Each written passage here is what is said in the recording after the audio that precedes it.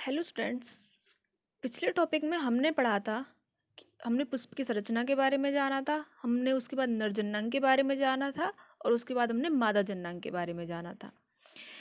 अब हमारा जो है, अब जो नर जननांग मादा जननांग के बाद हमारा आता है परागण, यानी कि पॉलिनेशन, जिसके बारे में मैंने आपको बताया था कि मैं आपको परागण पढ़ाऊंगी नेक्स्ट टॉपिक में।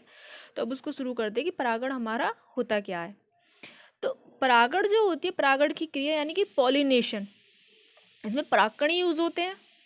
यानी कि किसी पुष्प के पुंकेसर से उसी पुष्प जाति के अन्य पुष्प के वर्तिकाग्र तथा परागकण के पहुंचने की क्रिया परागकण कहलाती है। यानी कि जैसे कि कोई पुष्प है, ये हमने एक प्लांट लिया है, यहाँ पे प्लांट लिया है, इस पे हमारे दो फ्लावर है, एक हमारा मेल फ्लावर, दूसरा हमारा फीमेल फ्लावर। तो इसमें क्या है, एक ही हमारा मेल है, मेल पार्ट है, दूसरा हमारा फीमेल पार्ट है। तो इसमें से जो परागकण होगा वो स्त्री केसर पे आके चिपक जाएगा। स्त्री केसर यानी कि वर्तिकाग्र जो है वो स्त्री केसर होता है, स्त्री केसर पर आके चिपक जाएगा। तो फिर उसके बाद उसमें परागण की क्रिया होगी, यानी कि उसमें उसके बाद वो अंडाशय में जाएगा, अंडाशय में जाने के बाद वो बीजांड में जाएगा, बीजांड में जाने के बाद वो बीज का निर्माण करेगा। तो परागकण की क्रिया क्या होती है, परागकण की जो क्रिया होती है वो पुंकेसर से उसी पुष्प जाति के अन्य पुष्प के वर्तिकाग्र तथा परागकण के पहुंचने की क्रिया होती है।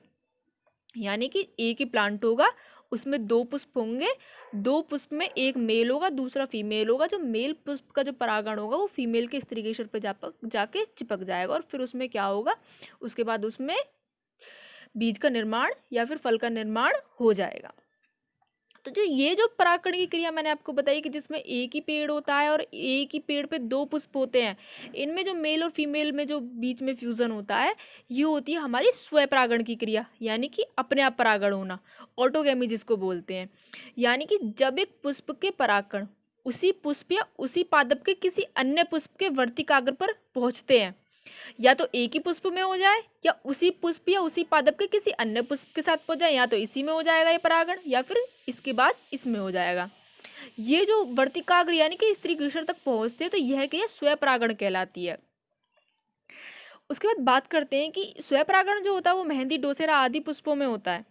ये हो गई हमारी स्वपरागण की क्रिया की। यानी स्वपरागण क्रिया क्या होती है, यानी कि एक ही पेड़ में जब दो पुष्प होते हैं तो एक में से परागकण दूसरे के स्त्री केसर पर जाकर चिपक जाएगा और उसमें परागकण की क्रिया हो जाएगी। अब स्वपरागण तो होता है, अब ये तो हमें पता ही है कि जब परागण होगा तो उस चीज के लाभ भी होते हैं, उसकी हानि भी होती है। तो स्वपरागण से हमारे क्या लाभ होते हैं और हमारी क्या हानि होती है। सबसे पहले बात आती है, इससे पादपों का शुद्ध वंश चलता है। यानी कि जब एक ही प्लांट होगा और एक ही प्लांट के दोनों पुष्प होंगे तो शुद्ध वंश चलेगा हमारा। तो इससे क्या होता है, इसमें जो पादपों का होता है वो शुद्ध वंश चलता है। यानी कि इसमें कोई बोलते हैं कि कुछ ना कुछ, कभी किसी में कुछ ना कुछ प्रॉब्लम होती है, किसी में जीन्स की दिक्कत होती है, कुछ ना कुछ दिक्कत होती रहती है प्लांट्स में, तो वो दिक्कत नहीं होती। यानी इसमें शुद्ध वंश चलता रहता है, यानी कि एक ही पीढ़ी दर पीढ़ी चलता रहेगा। दूसरा आता है, इसमें पादपों को किसी अन्य पर निर्भर नहीं होना पड़ता। यानी कि इसमें जो पादप होते हैं वो किसी दूसरे प्लांट पर निर्भर नहीं होते, दूसरे प्लांट पर या फिर कीट पर, या फिर कीट के द्वारा परागकण होगा, जल के द्वारा परागकण होगा, या फिर मनुष्य के द्वारा परागकण होगा, उस चीज पर वो निर्भर नहीं होते, यानी कि वो सेल्फ डिपेंडेंट होते हैं। ऐसे पुष्पों को रंग, सुगंध एवं मधु उत्पन्न करने की जरूरत नहीं होती। ऐसे जो पुष्प होते हैं जिनमें स्वपरागण की क्रिया होती है, उनको रंग, सुगंध और मधु उत्पन्न करने की जरूरत नहीं होती। अब हमें ये पता है कि जो पौधे होते हैं वो सुगंधित होते हैं, उनमें का रंग बहुत अच्छा होता है देखने में, कुछ फूल ऐसे होते हैं वो काफी अट्रैक्टिव होते हैं, या फिर कुछ प्लांट्स भी ऐसे होते हैं जो काफी अट्रैक्टिव होते हैं। तो वो अट्रैक्टिव होते क्यों हैं, वो मनुष्यों के लिए या फिर लोग जो उनकी तरफ हम लोग आकर्षित हो सकें इसलिए अट्रैक्टिव नहीं होते, वो अपना परागकण की क्रिया करने के लिए अट्रैक्टिव होते हैं। यानी कि जो उनकी सुगंध होती है वो अपने अंदर सुगंध इसीलिए स्थापित करते हैं जिससे उनका परागकण किसी दूसरे के साथ हो सके, किसी दूसरे पुष्प यानी कि कीट आए, उनकी महक सूंघ के, उनकी सुगंध सूंघ के, उसके बाद वो उसके परागकण को किसी दूसरे प्लांट पे लेके चले जाएं। अगर वो सेम वही वंश है, उसका वही प्लांट अगर वही मिल रहा है तो वहां जाके उसका परागकण हो जाएगा। अब इसमें अधिक परागकणों की आवश्यकता नहीं होती, ये बात तो हमें पता ही कि जब एक ही प्लांट में दो पुष्प है, एक से दूसरे में जा रहा है, ट्रांसफर हो रहा है परागकण, तो उसमें क्या होगा कि इसमें परागकणों की आवश्यकता ज्यादा नहीं पड़ेगी। अब इसकी हानि भी है। हानि क्या होती है, ऐसे बीज शीघ्र नहीं पकते, यानी कि इसमें जो बीज होगा वो जल्दी नहीं पकेगा। दूसरा, आनुवांशिक बीमारी जो होती है पीढ़ी दर पीढ़ी आगे बढ़ती रहती है, यानी कि अगर कोई प्लांट में आनुवांशिक बीमारी है तो वो पीढ़ी दर पीढ़ी आगे बढ़ती रहेगी, जिससे बीज हल्के व कमजोर होते रहेंगे। यानी कि अगर किसी में बीज हल्के बने हैं एक में, तो वो आगे आगे बढ़ती चली जाएगी और उसमें आगे आगे भी बीज हल्के होते चले जाएंगे। बीज उत्तम श्रेणी के नहीं होते हैं, क्योंकि जब एक प्लांट में दोनों उसके ही फ्लावर से पॉलिनेशन होगा तो उसमें क्या होगा कि जो बीज होंगे वो उत्तम श्रेणी के नहीं होंगे। और किसी नई जाति की उत्पत्ति नहीं हो सकती, यानी कि एक ही प्लांट है उसी के फ्लावर है तो किसी दूसरी जाति की उत्पत्ति भी नहीं हो सकती। अगर एक प्लांट से दूसरे प्लांट में जाते हैं तो हो सकता है मे भी दूसरी जाति की उत्पत्ति हो जाए इसमें। ये तो पढ़ा हमने स्वपरागण के बारे में। अब आते हैं परपरागण, यानी कि क्रॉस पॉलिनेशन, यानी कि जिसमें दो प्लांट यूज होते हैं, यानी कि एक का मेल फ्लावर दूसरे का फीमेल फ्लावर, या फिर ऐसे भी बोल सकते हैं कि एक प्लांट के परागण दूसरे के स्त्री केसर पे जाके चिपक जाए। तो इसमें क्या होता है कि इसमें पर परागण में एक पुष्प के परागकण उसी जाति के दूसरे पौधे के पुष्प के वर्तिकाग्र पर पहुंचते हैं, और यहाँ दोनों पुष्प अलग अलग पौधों पर लगे रहते हैं, और चाहे एक लिंगी हो द्विलिंगी। हमने स्वपरागण में क्या पढ़ा था कि द्विलिंगी पुष्प होता है। अब यहाँ पे क्या होता है कि यहाँ पे इस चीज से कोई फर्क नहीं पड़ता कि पुष्प एक लिंगी है द्विलिंगी है।